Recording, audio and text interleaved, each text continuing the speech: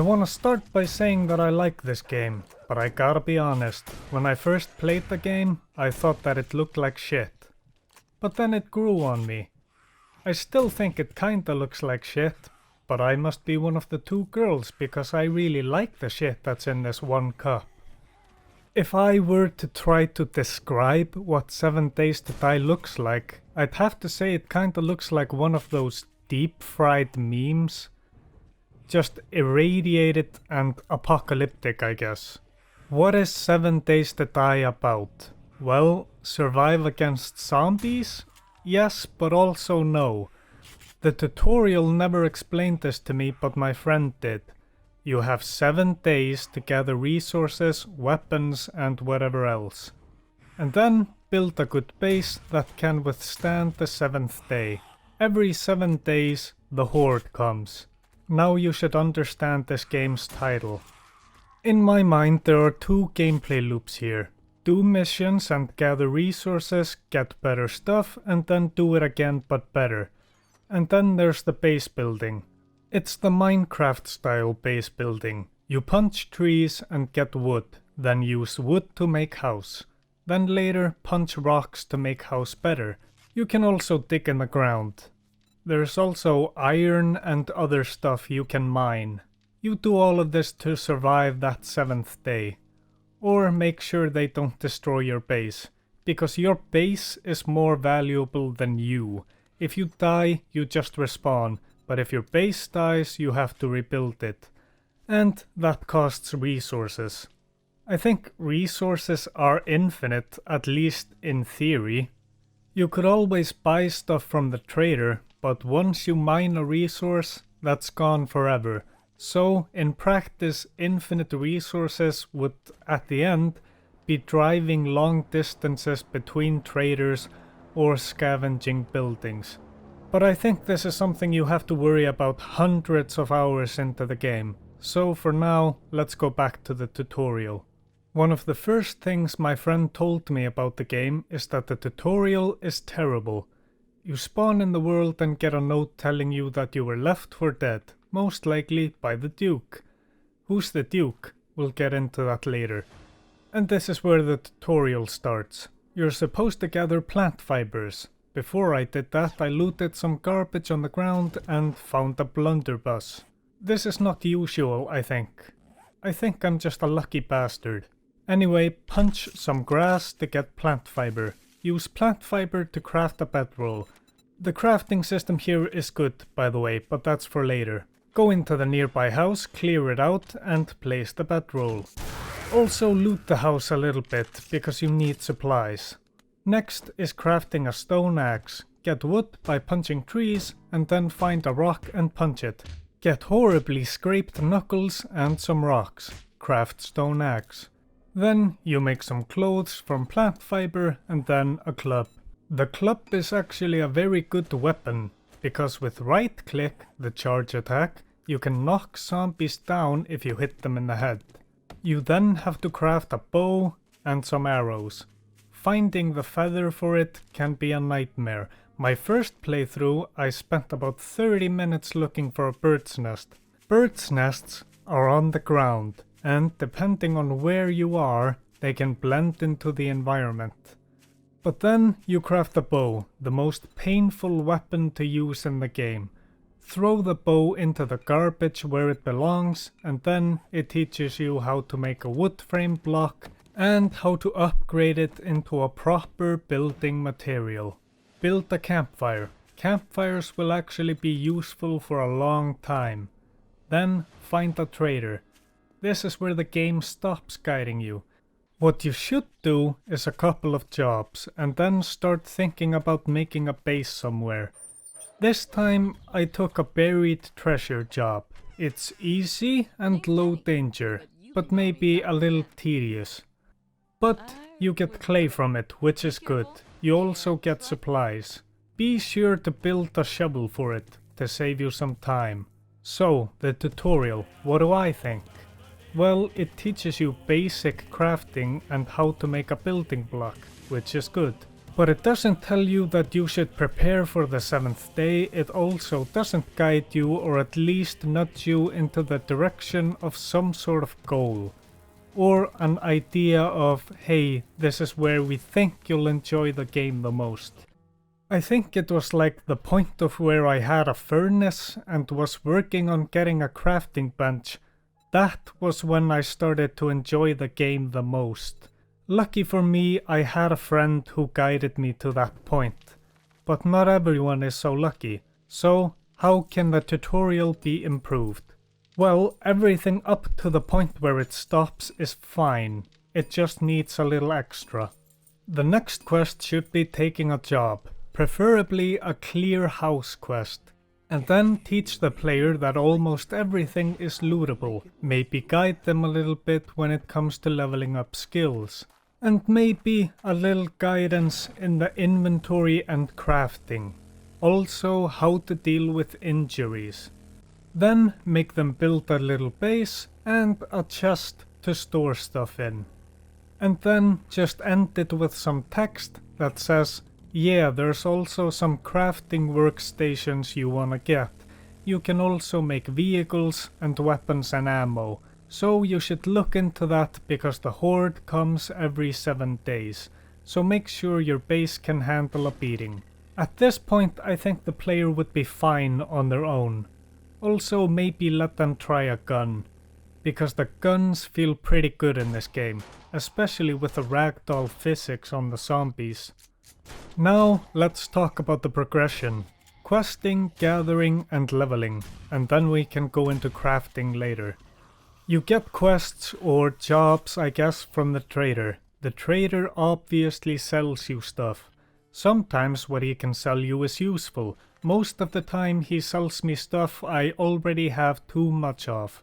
But you take the trader's jobs, you get good XP, money and a decent reward that you can choose. You can at the start choose from 2, but you can level up a skill so you can get another option to choose from. You might even get a gun, maybe. It's more likely that you can buy a gun from the trader. Anyway, the jobs you can take are clear zombies, where you just have to go to a house and kill all the zombies there. Fetch, where you have to go to a house and get the supplies that are somewhere in there. Buried supplies, where you dig up the supplies buried somewhere in the dirt. Then there is fetch/clear, where you have to go to a house and kill all the zombies and find and take the supplies. There is a special job called opening trade routes. This is just a way for you to find another trader somewhere. You just have to talk to the trader and then the job is done. And there's no reward except 500 XP. Wow, what a glorious reward. It's a long trip between the traders, so don't take the job unless you have a vehicle. There are also treasure quests and challenge quests. I've never gotten the treasure quests, but I've gotten some challenge quests. And these are just go to a place and touch an attention mark and then kill the zombies that spawn. I think the treasure quests are just like the buried supplies one, or at least similar. Okay, so you do a quest, let's say clear zombies. When you do that quest, you obviously kill the zombies, but you should also loot everything. The fridge, the counters, the bookshelves, the sink, and even the toilet. Because you can get resources you need for crafting or food to live. Also, you can break stuff apart in the buildings to get resources. Just like when you punch a tree. You will unlock higher tier quests capping at tier 5 as the game stage gets higher. The game stage is basically how hard the game has become, and the calculation for game stage is this: player level plus days alive minus player deaths times the difficulty factor, which is always set to 1.2. Higher game stage equals harder enemies, more enemies, and better loot. There's also mining. There are ore veins scattered throughout the world. It usually has a big ore rock you can mine down, and then there will be an ore vein below it. And then you mine down into the ground and you have an ore hole for yourself. I have some of those. My favorite is the elad hole. I get lead from the elad hole. Almost everything you do in the game gives you XP and makes you level up. Okay, the leveling.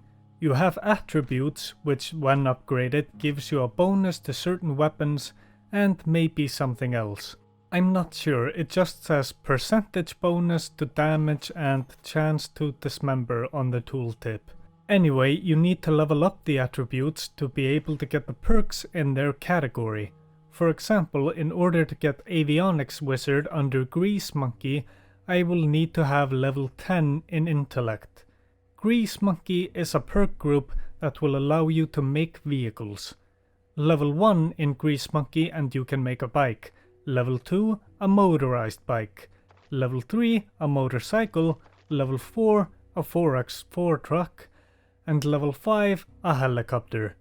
You could also maybe just buy them, I guess, but crafting is more reliable. Crafting. This is probably the best part of the game aside from shooting zombies. This is where you get to do something with the resources you've been gathering. Sometimes with crafting systems in games I find they get a little overcomplicated, but I never felt that in 7 Days to Die. I always felt that I had a good grasp on what I needed and I never really needed too much stuff for one thing. Like with the vehicles, they are broken down into parts so it's easier to focus down the crafting process for them. And I never really had that moment of, where the fuck do I get this?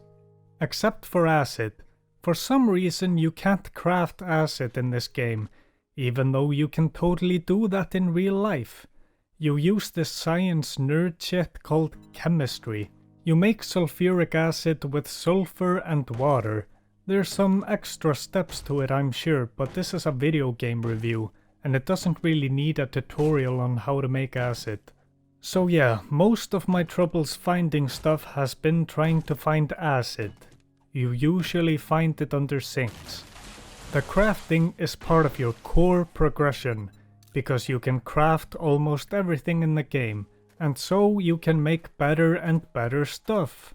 You can also loot a lot of good stuff, and you can also buy it from the trader, but crafting is a lot more reliable.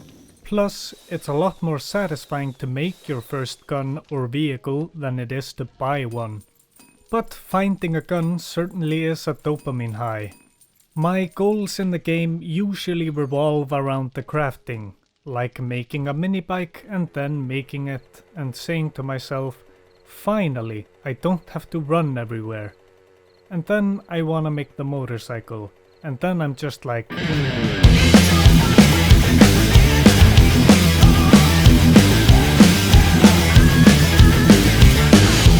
then the truck, and then the helicopter. Also other goals like making medicines, weapons, getting food production going, and then of course building materials. The horde comes for you every 7 days, so you need a good base to fight the wave. My friend usually has one base for living in and one base for the horde.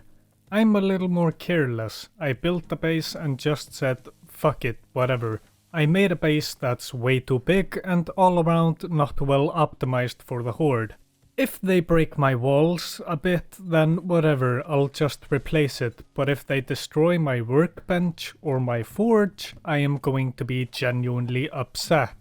Because it took me a while to make those, and then I had to find those workbench tools, and I just found the crucible for my forge, and it was really hard to find.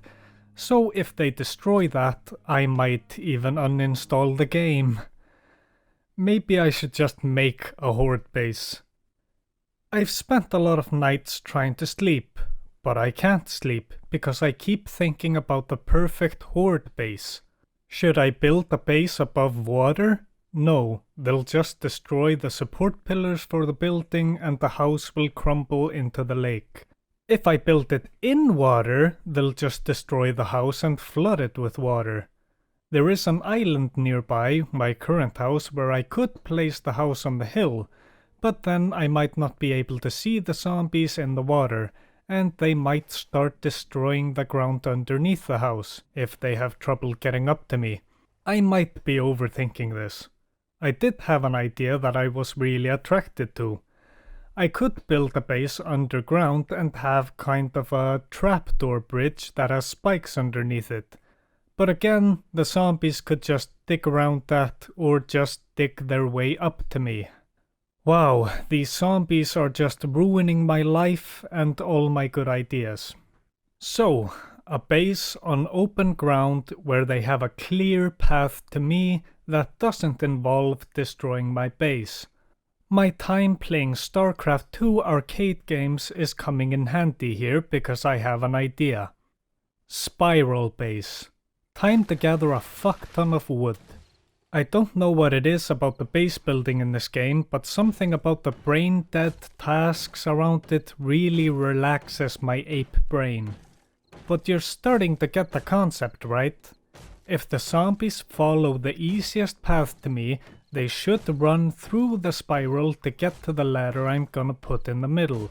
The ladder will lead to a second floor that I can shoot at them from. And at the top of the ladder will be a sledgehammer turret that will knock them back down. And the zombie came and he immediately starts to break my walls. I'm still gonna see how the horde reacts to it. Well, it looks like crap and kinda like modern art. So yeah, crap. I spent like 4 to 6 hours on this, please work. Let's just do this part unscripted. Cue the awful standard YouTuber intro. Hello guys, CinderSnake here, and today we're gonna survive a wave 5 on a spiral base. Oh, I think I got a physical headache from that. Okay, so things changed a little bit. I have this ladder here that will go up here, and then here is where I'll have them knocked off.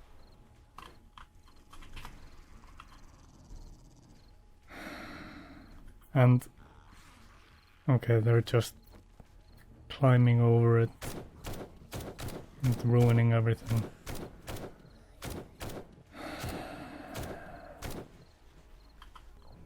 Not one of them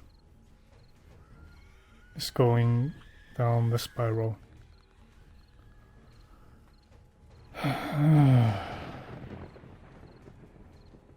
This has been a colossal disappointment. I mean, I guess it works at keeping them out. So it works, just not in the way that I hoped it would. Thing I just need to see what they're gonna do when they get up the ladder. Okay, so at least he goes for the ladder and he gets knocked down. Outside the base, good. So that part works. I guess a smart thing to do would be to add spikes on the outside, I guess, maybe. So far, the only part that works how I wanted it to work is this part. So, in short, it works, just not the way I wanted it to.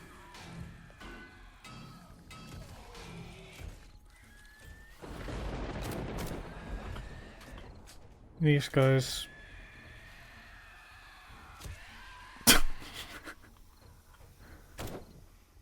So these guys will jump at you, and I've been randomly minding my business, like mining something or standing somewhere high, and they'll just come flying over me, and I barely understand what just happened to me. So I think with this I could effectively just AFK. The only problem is if there are bird zombies, which sound like TIE fighters. They could be a problem. Or the dogs. I don't exactly now know what dogs will do at ladders. What's he doing there?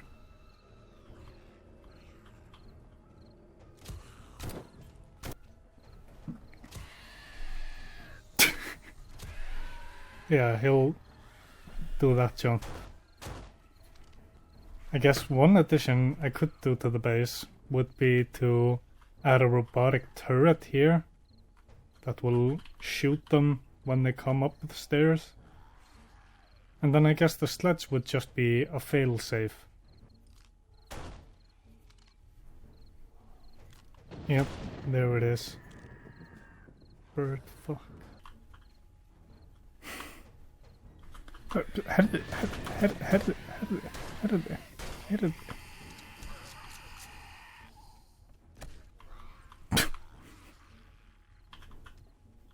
And that's the horde night over. But behind me I'd have to keep an eye on that. Problems with having holes in the floor is you fall down them. They have destroyed a lot. Okay, before I go into the next part, I want to share some thoughts I have about this base. So obviously they don't go down the spiral, they will just destroy stuff. So it does kind of keep them out, but not in the way that I hoped it would. Certainly with the spiral, it was just supposed to delay them coming up to me, and then I could shoot them down the line. But obviously that didn't happen. Instead, they break stuff down and make it up the ladder. That part at least works. They go up the ladder, go here, go up here. I added a steel block, iron block over there because they were destroying that block. I don't know why. Maybe it was the dogs. Other problems. Birds. I have to take care of the birds myself. Unless maybe I add a robotic turret here that will shoot in this general direction, and it would shoot the zombies that go up the ladder, and then the sledge would just be a failsafe. These holes aren't strictly necessary, but they are nice since the dogs seem to just head directly towards me, so they would go under here and I could shoot them. So that's the dogs taken care of. The other zombie problem is the spider zombies. If they go over here and I'm standing here, they will look at me and they will jump at me. So one jumped all the way over here and I had to kill him with my guns instead of the usual sledge knocking them down here. The sledge does a little bit of damage and kills them automatically, kind of, but the best way is just to shoot them with a pistol or an AR. So yeah, if you want to make this shit for yourself, then keep what I said in mind. Hello Internet! Welcome to Game Theory! In today's episode we're gonna look at the story of 7 Days to Die. Roll intro.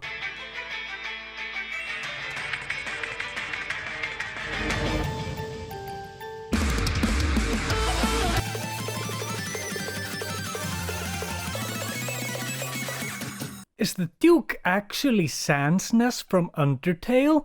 Is the traitor actually Purple Phone Guy from Five Nights at Fridays? Is the female traitor Doki Doki Literature Club? Benji and the Ink Machine?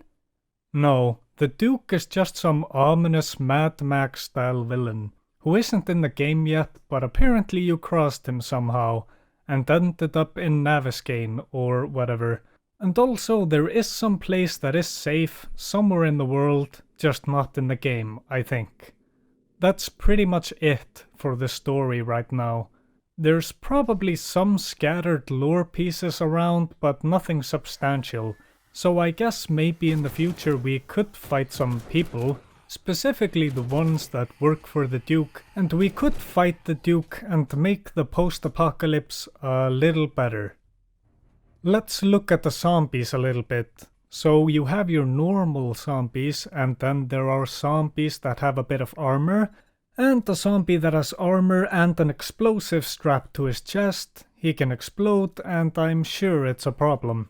Then some animal zombies like the zombie bear, he's a nightmare. You also have normal animals like the cougar. I've managed to avoid the cougar. Then of course the spider zombie, the little jumping guy that crawls on all fours. Then the screamer. She acts kinda like the witch in Left 4 Dead 2. She will scream and zombies will spawn. There's also one just called the Fat Hawaiian, okay? And there are various boob zombies. The boob zombies are just zombies that have very apparent cleavage. Please don't make Rule 34 of this.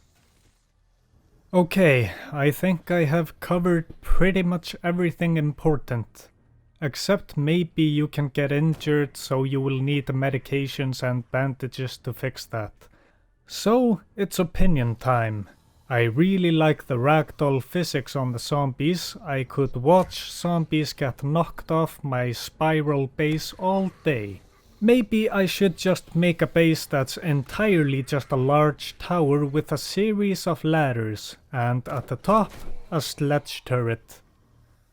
The constant thinking about bases is becoming a problem. The game desperately needs an auto-run button. There is so much running in the early game that it starts to hurt my fingers. Please add an auto-run button. And no, I don't want to use a hotkey program. They are too overcomplicated. However, if you know a simple one, feel free to recommend it. I've played this game for about 85 hours now, so the quests are getting a little boring. But this is after 85 hours, keep that in mind. But it's always fun to shoot the zombies, especially with a shotgun. Watching them get knocked down or dismembered from a shotgun shell is really satisfying. The shooting is good, nice job. Making bases to survive the horde is definitely what keeps me playing longer, and in my opinion the main appeal of the game as it is now. The zombie horde is a problem, and creatively solving that problem with bases is really fun and satisfying. I had a lot of fun in this game progressing from a weak-ass bitch trying to survive in a harsh world into a deadly post-apocalypse mercenary that doesn't really look at zombies as a threat anymore. But the bears are a threat. You never really get over the bears. I recommend this game, and I give it a "How is it 4 AM already?" out of 10. My dog has recently taken up the habit of lying under my table, specifically right where I usually position my chair while I'm gaming. And yes, this is cute, but the dog needs to understand that I'm an elite gamer, and I can't have this in my life right now. I can't perform at the level expected of me if I have to lean forward at a 45-degree angle. Plus, I really don't want to roll over his tail or face. I'd never forgive myself. It's a little disjointed. Seems like a lot of short scenes. It's bold in terms of jerking people around, but I may have gone too far in a few places.